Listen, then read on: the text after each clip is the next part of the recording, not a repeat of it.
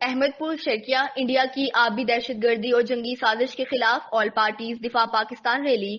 ہمارے رپورٹر بشیر احمد مغل کی رپورٹ کے مطابق پاکستان مرکزی مسلم لیگ احمد پور شرکیہ کے زیر اہتمام انڈیا کی آبی دہشت گردی اور بلا جواز جنگی صورتحال پیدا کرنے پر مودی سرکار کے خلاف آل پارٹیز دفاع پاکستان ریلی نکالی گئی۔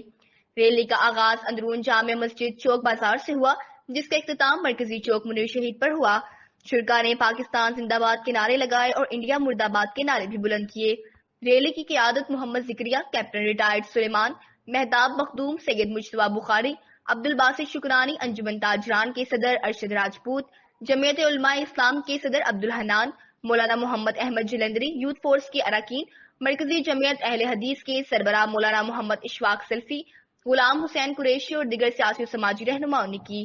شرکاء نے کہا کہ ہم پاک فوج کے ساتھ ہیں اور اپنی جانوں کی قربانی دینے سے دریغ نہیں کریں گے۔